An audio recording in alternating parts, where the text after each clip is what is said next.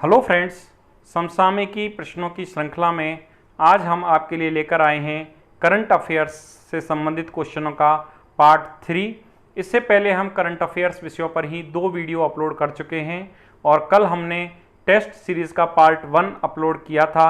यदि आपने अभी तक हमारे पुराने वीडियोज़ नहीं देखे हैं तो आप उनका लिंक डिस्क्रिप्शन बॉक्स में देखकर उस पर क्लिक करें और हमारे चैनल को लाइक करें, सब्सक्राइब करें और यदि अभी तक आपने हमारे बेल आइकन को क्लिक नहीं किया है तो इसे क्लिक करें, जिससे आपको आने वाले वीडियोस के नोटिफिकेशन टाइम से मिलते रहें। अब हम शुरू करते हैं हमारे पार्ट 3 के क्वेश्चन नंबर 1। क्वेश्चन नंबर 1 है हृदयेश्वर भाटी से संबंधित, जिनका अभी हाल ही में निधन हो गया है। ये चर्चित क्यों रहे हैं? इसका कारण ये है कि ये भारत में सबसे कम उम्र के पेटेंट धारक हैं। 12 वर्ष की उम्र में इन्हें सबसे कम उम्र का पेटेंट धारक बना दिया गया था और इन्होंने 9 वर्ष की उम्र में अपने पिता की सहायता से शतरंज के 6 खिलाड़ी संस्करण का आविष्कार किया। ये एक बीमारी से ग्रसित थे जिनका नाम था ड्यूसेन मस्कुलर डिस्ट्रॉफी। चूँकि स्टीफन हॉकिंग, जो कि एक चर्चित व्यक्तित्व है, उनको भी इसी प्रकार की बीमारी थी, इसलिए हृदयेश्वर भाटी को मिनी स्टीफन हॉकिंग भी कहा जाता है। इन्हें वर्ष 2020 में राष्ट्रीय बाल शक्ति पुरस्कार से सम्मानित किया गया। अभी हाल ही में इनका निधन हो गया है और इम्पोर्टेंट बात यह है कि इन्होंने राष्ट्रीय बाल शक्ति पुरस्कार के अंतर्गत जो पुरस्कार राशि मिली थी वो इन्हें कोरोना बीमारी से लड़ने के लिए जो पीएम केयर फंड बनाया गया है वो सारी राशि उसमें दान कर दी। ये जो स्टीफन हॉकिंग है, इनकी एक बहुत ही चर्चित पुस्तक है जो कई बार एग्जाम में पूछी जाती है। उस पुस्तक का नाम क्या है? तो उस पुस्तक का नाम है the brief history of time. ये क्वेश्चन भी पूछा जा सकता है। तो मेरा आपसे निवेदन है कि आप जब हमारे वीडियोस को देखें तो आप अपनी कॉपी और पेन लेकर के भी बैठें, तो जो टॉपिक के आसपास की जो चीज़ें हम बताते हैं जो एग्ज़ाम में पूछी जाती हैं उसको आप नोट डाउन करें। इससे आपका कंसंट्रेशन भी हमारे वीडियोस की तरफ रहेगा। अब हम दूसरा क्वेश्चन शुरू करते हैं। दूसरा क्वेश्चन है चर्चित व्यक्तित्व आयशा सुल्ताना के बारे में। आयशा सुल्ताना सामाजिक कार्यकर्ता और फिल्म अभिनेत्री हैं। ये क्यों चर्चित रही हैं हाल ही में? लक्षद्वीप, जो कि एक केंद्र शासित प्रदेश है। केंद्र शासित प्रदेश किसे कहा जाता है? जो कि प्रशासक के द्वारा गवर्न होता है। तो अभी हाल ही में लक्षद्वीप प्रशासक जो हैं वो हैं प्रफुल्ल पटेल। उनके द्वारा जो फैसले लिए जा रहे हैं उनकी आलोचना और कोरोना को लेकर के जो केंद्र सरकार के द्वारा जो डिसीजन लिए गए तो उनके विरोध में केंद्र सरकार पर बायो वेपन चलाने का आरोप लगाने के कारण ये आयशा सुल्ताना चर्चित रही हैं। जैसा मैंने बताया आपको कि लक्षद्वीप केंद्र शासित प्रदेश है, तो अभी तक भारत में कुल 8 केंद्र शासित प्रदेश हैं और अभी कुल 2 केंद्र शासित प्रदेश जोड़े गए हैं, एक जम्मू कश्मीर और एक लद्दाख। इसमें एक इम्पॉर्टेंट बात ये हो रहा है कि इसका जो ज्यूरिडिक्शन है, लक्षद्वीप जो केंद्र शासित प्रदेश है, इसका जो कोर्ट का ज्यूरिडिक्शन है वो केरल हाई कोर्ट है। यदि मुकदमे होते हैं तो लक्षद्वीप के संबंध में मुकदमे का जो फैसला होता है वो केरल हाई कोर्ट के द्वारा लिए जाते हैं। कई बार लक्षद्वीप की कैपिटल के बारे में भी पूछा जाता है, तो लक्षद्वीप की जो राजधानी है वह है काराबत्ती। तो इम्पोर्टेंट क्वेश्चन, आयशा सुल्ताना चर्चित व्यक्तित्व के बारे में पूछा जा सकता है, लक्षद्वीप की राजधानी के बारे में पूछा जा सकता है और लक्षद्वीप का जो जुडिशियल ज्यूरिडिक्शन है उसके बारे में पूछा जा सकता है। अब हम तीसरे क्वेश्चन की तरफ चलते हैं। तीसरा क्वेश्चन है अफ्रीकन लायन के बारे में। अफ्रीकन लायन क्या है? अफ्रीकन लायन एक युद्धाभ्यास है। अमेरिका ने रूस के S-400 मिसाइल डिफेंस सिस्टम को मार गिराने का अभ्यास किया। आप सभी जानते हैं कि अमेरिका और रूस के मध्य तनाव चल रहा है, तनाव की स्थिति है और रूस जो है वह S-400 मिसाइल डिफेंस सिस्टम का इस्तेमाल करता है।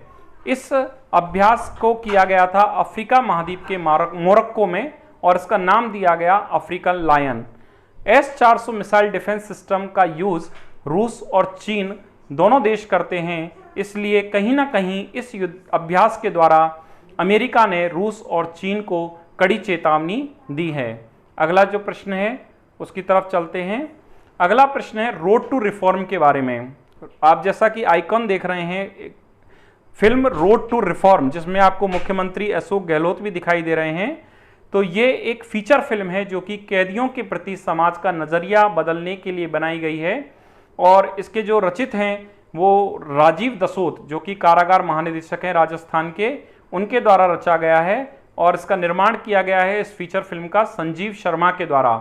इस फीचर फिल्म की दो खास बातें ये हैं कि एक तो ये फिल्म केंद्र सरकार के द्वारा फाइनेंस्ड है और इस फिल्म में जो अभिनय किया गया है वो सभी जेल के अधिकारी, कर्मचारी और बंदियों के द्वारा किया गया है और अभी हाल ही में मुख्यमंत्री अशोक गहलोत के द्वारा इस फीचर फिल्म को रिलीज किया गया है।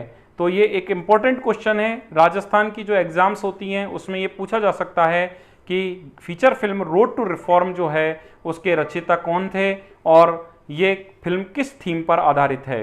हमारा अगला टॉपिक है एनएचआरसी के बारे में। एनएचआरसी का लोगो आपको दिखाई दे रहा है, नेशनल ह्यूमन राइट्स कमीशन।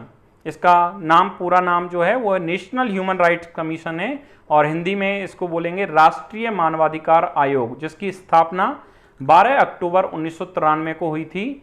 इसमें एक अध्यक्ष और 5 सदस्य होते हैं और अभी राष्ट्रीय मानवाधिकार आयोग के जो अध्यक्ष हैं वो हैं अरुण मिश्रा, जिनकी नियुक्ति की गई है। और जब हम राष्ट्र के बारे में पढ़ रहे हैं तो राजस्थान की जो एग्जाम्स होंगी उसमें राज्य मानवाधिकार आयोग के बारे में पूछा जा सकता है। तो राज्य मानवाधिकार आयोग के जो अध्यक्ष हैं वो हैं जीके व्यास। अब हम अगले प्रश्न की तरफ चलते हैं। अगला जो हमारा टॉपिक है वह है गौड़ावण के बारे में। आपको देखिए चित्र दिखाई दे रहा है, कितना सुंदर पक्षी है। इसे राजस्थान का राज्य पक्षी भी कहा जाता है। गौड़ावण, ग्रेट इंडियन बस्टर्ड, इसे राजस्थान का राज्य पक्षी भी कहा जाता है और इसके कई और नाम भी हैं, जैसे सोन चिरैया और हुकना, इस नाम से भी इनको जाना जाता है। ये जो गौड़ावण है ये मुख्य रूप से राजस्थान के जो सीमावर्ती पश्चिमी इलाके हैं उनमें पाया जाता है, जिसमें मुख्य रूप से आपके बाड़मेर और जैसलमेर जिले आते हैं। तो बाड़मेर और जैसलमेर जिले में गौड़ावण पक्षी पाया जाता है। तो अभी हाल ही में ये क्यों चर्चित रहा है, इसका कारण मैं आपको बताता हूं कि राजस्थान के जो सीमावर्ती इलाके बाड़मेर और जैसलमेर हैं वहां पे बाइंड और सोलर पावर प्रोजेक्ट लगे हुए हैं। तो चूंकि गौड़ावण पक्षी को कम दिखाई देता है इसलिए वो जो तार वायरिंग होती है उस वायरिंग में ये फंस जाते हैं और चूंकि ये पहले से ही संकटग्रस्त प्रजाति है इसलिए कोर्ट ने ये डायरेक्शन दिए कि आप ये जो वायरिंग है उसको अंडरग्राउंड कीजिए, लेकिन वह एक बहुत ही खर्चीला प्रोसेस है। राजस्थान सरकार भी अपने राज्य पक्षी गौड़ावण को बचाने के लिए एक प्रोजेक्ट पे काम कर रही है। उस प्रोजेक्ट का नाम है मेरी उड़ान ना रोको। अब इंटरेस्टेड बात यह है कि ये जो गौड़ावण पक्षी है इसी तरह की जो हमारे यहाँ संकटग्रस्त प्रजाति हैं उन प्रजाति का संग्रहण जो किया जाता है, बताया जाता है जिसके बारे में, उस पुस्तक का नाम है रेड डाटा बुक। ये साइंस का क्वेश्चन मान लीजिए, आप इसको ज्योग्राफी का क्वेश्चन मान लीजिए, किसी भी तरीके से ये क्वेश्चन पूछा जाता है कि संकटग्रस्त प्रजातियों से संबंधित पुस्तक कौन सी है, तो वो है रेड डाटा बुक। और इसका जो प्रकाशन किया जाता है वो IUCN के द्वारा किया जाता है, जिसका पूरा नाम है the international union for conservation of nature. तो बहुत ही अच्छा प्रश्न है ये गौड़ावण के बारे में कि इसको ग्रेट इंडियन बस्टर्ड भी कहा जाता है। कहाँ पाया जाता है? मुख्य रूप से राजस्थान सरकार के द्वारा इसको जो प्रोजेक्ट चलाया जा रहा है उसका क्या नाम है, संकटग्रस्त प्रजातियों के बारे में किस बुक में लिखा जाता है, तो वो रेड डाटा बुक है। और रेड डाटा बुक का पब्लिकेशन किसके द्वारा किया जाता है, तो उसका आंसर आता है IUCN, जिसकी फुल फॉर्म भी पूछी जा सकती है। इससे अगला टॉपिक है हमारा हॉलमार्क के बारे में। देखिए हॉलमार्क जो है वो एक मार्का है, आपको लोगो दिखाई दे रहा है भारतीय मानक ब्यूरो का। तो हॉलमार्क जारी करता है भारतीय मानक bureau, Indian standard bureau, bureau of Indian standard, इस तरह का एक है। भारतीय मानक ब्यूरो के द्वारा हॉलमार्क जारी किया जाता है। अब ये हॉलमार्क जो है वो प्रीशियस मेटल्स पे जारी किया जाता है। हॉलमार्क जो मार्का है वो प्रीशियस मेटल्स पे, जैसे गोल्ड है, उसके लिए जारी किया जाता है। अभी तक ये मैंडेटरी नहीं था, अभी तक ये वॉलेंट्री था, लेकिन अभी केंद्र सरकार के जो नए दिशा निर्देश हैं उसके अनुसार हॉलमार्क मार्का को मैंडेटरी कर दिया गया है। और ये हॉलमार्क किसके लिए होता है? ये प्योरिफिकेशन को बताता है कि जो प्रीशियस मेटल्स हैं उनमें कितना प्योरिफिकेशन है, कितना उसकी फाइननेस है। और इसको फेज में चालू किया गया है। अभी फर्स्ट फेज में केंद्र सरकार के द्वारा इसको 256 जिलों में अनिवार्य रूप से लागू किया गया है। ये मैंने बता ही दिया आपको कि इसको भारत मानक वीरों के द्वारा इस मार्का को दिया जाता है। अब इंपॉर्टेंट चीज जो पूछी जा सकती है, जिसमें अच्छे जो एग्जाम्स होते हैं उसमें पूछी जा सकता है कि हॉलमार्कों को किन मामलों में एग्जेम्पशन दिया गया है। तो आपने नोटबुक ले रखी होगी, उसमें हल्का सा आप नोट डाउन करते चलिए कि ऐसे ट्रेडर्स जिनका टर्नओवर जो है वो 40 लाख रुपए से कम है, उनको इसके हॉलमार्क से एग्जेम्प्ट किया गया है। दूसरा, ऐसे ट्रेडर जो भारतीय ट्रेड अधिनियम जो है उसके तहत अपने माल को एक्सपोर्ट करते हैं फिर रीइंपोर्ट करते हैं, उनको एग्जेम्पशन दिया गया है। इसके अलावा जो डोमेस्टिक और इंटरनेशनल एग्जीबिशन होती हैं उन्हें, और कुछ जो प्रीसियस जो वस्तुएं हैं जैसे आपके गोल्ड चेन है, कुंदन है, पोल्की है, उनको भी इस हॉलमार्क से एग्जेम्प्ट किया गया है। तो अच्छा क्वेश्चन है, अच्छी एग्जामों में, स्तरीय एग्जामों में ये प्रश्न पूछा जा सकता है हॉलमार्क के बारे में, तो आप इसको तैयार करें, आपको निश्चित रूप से मदद मिलेगी। नेक्स्ट हमारा जो टॉपिक है वो है सेंझाऊ बारह के बारे में। सेंझाऊ बारह क्या है? देखिए, बहुत सारे देशों में आजकल अंतरिक्ष यान भेजने की एक होड़ सी लगी हुई है। तो चीनी अंतरिक्ष यान जो है, चीन के देश के द्वारा यह सेंझाऊ 12 अंतरिक्ष यान भेजा गया है, जिसमें चीन के 3 अंतरिक्ष यात्रियों को अंतरिक्ष स्टेशन पर भेजा गया, जिसका प्रक्षेपण किया गया गोबी मरुस्थल स्थित प्रक्षेपण केंद्र से। चीन में है गोबी मरुस्थल प्रक्षेपण केंद्र। और अंतरिक्ष यान भेजने की जो क्षमता है वो तीसरा देश है, अंतरिक्ष यान की क्षमता भेजने की क्षमता रखने वाला तीसरा देश है। उससे पहले है यूएसएसआर और यूएसए, भूतपूर्व सोवियत संघ, और अमेरिका के बाद चीन तीसरा देश है। अब इसको अलग से अंतरिक्ष स्टेशन अपने स्थापित करने की आवश्यकता क्यों पड़ी? इसके अंतरिक्ष स्टेशन का नाम है थियांगयांग। तो इसको अलग से अंतरिक्ष स्टेशन अपना स्थापित करने की आवश्यकता क्यों पड़ी? क्योंकि जो अंतरराष्ट्रीय अंतरिक्ष स्टेशन है उसमें इस देश की भागीदारी नहीं है। तो कौन से देशों की भागीदारी है? तो हमारा जो आंसर है, हमें ये याद होना चाहिए कि अंतरराष्ट्रीय अंतरिक्ष स्टेशन में जो भागीदार देश हैं वो हैं अमेरिका, रूस, यूरोप, कनाडा और जापान। तो अच्छा क्वेश्चन है कि सेंझाऊ 12 जो है वो किस देश का अंतरिक्ष यान है, इसका प्रक्षेपण किस स्थान से किया गया, इस अंतरिक्ष यान भेजने की कैपेसिटी रखने वाला कौन सा देश है, इस तरह से क्वेश्चन पूछे जा सकते हैं। अगला जो टॉपिक है विवाटेक सम्मेलन के बारे में। विवाटेक सम्मेलन क्या है? ये देखिए, यूरोप का सबसे बड़ा डिजिटल और स्टार्टअप कार्यक्रम है और 2016 से इसका आयोजन पेरिस में हर साल किया जाता है। अभी ये इंपॉर्टेंट क्यों है?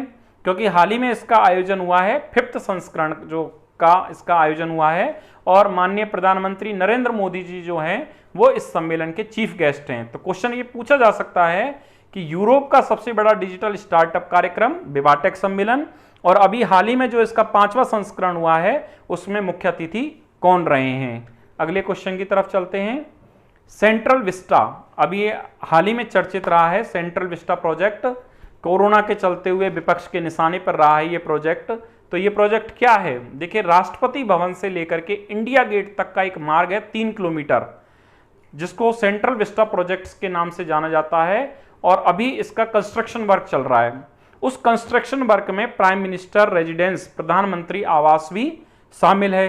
तो कोरोना संक्रमण काल में महामारी के चलते हुए इसके निर्माण कार्य को इमरजेंसी सर्विसेज में ले लिया गया, कंस्ट्रक्शन एक्टिविटीज को।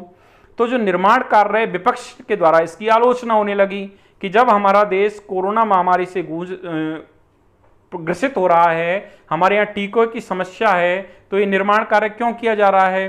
तो कोरोना संक्रमण काल में सेंट्रल विस्टा प्रोजेक्ट का जो निर्माण कार्य है वो विपक्ष के निशाने पर रहा है, जिसके कारण ये प्रोजेक्ट चर्चित रहा है। तो आज हमने आपके सामने कुछ ये इंपॉर्टेंट क्वेश्चन रखे। यदि आपको हमारा वीडियो पसंद आया हो तो आप इसे लाइक करें, सब्सक्राइब करें हमारे चैनल को, और बेल आइकॉन पे क्लिक करें, जिससे आपको हमारे दूसरे वीडियोज जो हैं टाइम से मिलते रहें, आप उनके क्वेश्चनों का लाभ उठाते रहें। इसके अलावा हम आपको टेस्ट सीरीज भी टाइम टू टाइम डालते रहेंगे। आप निश्चित रूप से उसके लिंक को खोलें, गूगल फॉर्म में हमारे जो क्वेश्चंस दिए गए हैं उनके ऑप्शन को फिलअप करें। आपको निश्चित रूप से ही वो लाभकारी रहेंगे, और आपके द्वारा जो कंटेंट याद किए जा रहे हैं, पढ़ा जा रहा है, आपको वो मूल्यांकन करने में फ़ायदेमंद साबित होगा। Thank you.